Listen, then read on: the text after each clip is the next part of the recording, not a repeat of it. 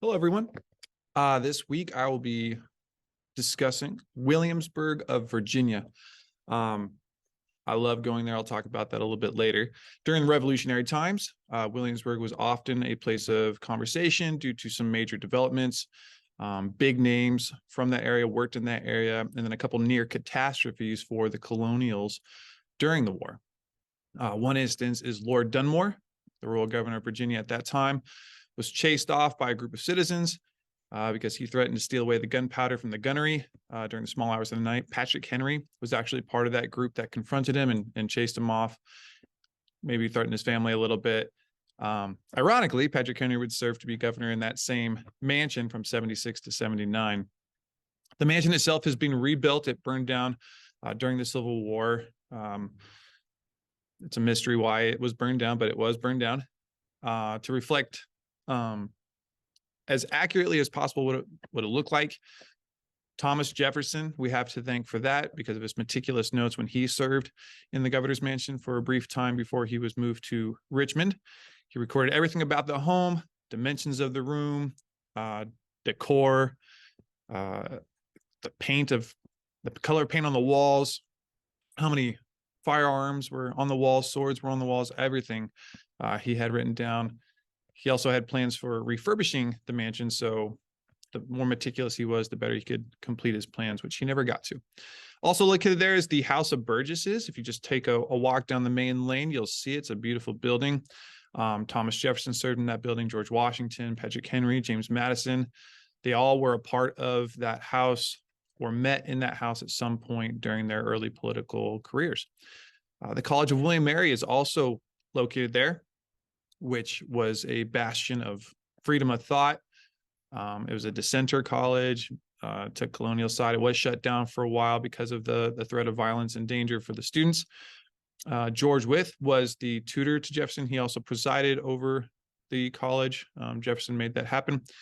He was a local man. He lived actually right down the street from the governor's mansion, and that's where he tutored Thomas Jefferson when he was getting his law certification taken care of. And George Washington used that home as a base of operations of Virginia during the Revolutionary War. So really cool. That was awesome to see. Some of the taverns are there. When Lord Dunmore shut down the House of Burgesses, the Crown said, yeah, y'all aren't meeting anymore. They met in the taverns. Those taverns are still there today. They're all open to the public where you can go and enjoy a meal. Colonial Williamsburg stands in part exactly as it was in the 18th century due to the efforts by a lot of different groups, but primarily Rockefeller and his foundation in the 1930s. He put a lot of money into that area for conservation, restoration. There's a lot of archaeological digs still being completed, as well as the rest of the historic triangle. The buildings, the nature of the area, to include the governor's mansion, like I discussed before. Before the push by Rockefeller, the area of Colonialsburg had seen better days. In fact, they had a series of power lines running down the Governor Mansion Green, and they have some pictures. Then I'll put one up here so you can see. It looked ridiculous, but it was becoming modernized before the likes of Rockefeller and his other contemporaries who thought to save it. Since the 1930s, additions have been made. Additional buildings have been placed.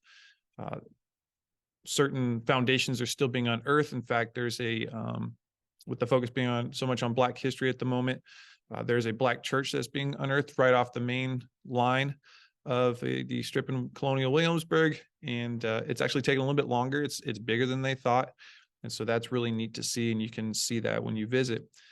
This is a trip my wife and I take every year during Veterans Day to enjoy the Veterans Day celebration.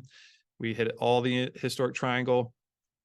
It never gets old. I highly recommend the trip. If you've never been, especially if you're a Virginian, shame on you. That's like me being in Arizona and never seeing the Grand Canyon, which I have. So you need to go. History is everywhere in Colonial Williamsburg. They do a wonderful job. The institute there does a wonderful job of presenting the history. It's pretty fair. It's pretty honest. They have a treasure trove of items that you can purchase to develop your understanding of the area at the time. But highly recommend, make the trip, go see the rest of the historic triangle, Yorktown and Jamestown. It's wonderful. It's excellent context. It really puts you in a mindset where you can help or help your understanding of what that area was like during that time, during the Revolutionary War. I hope it's been informational. Go see it. I hope you all have a wonderful week. Good luck on your papers and have a wonderful week. Bye.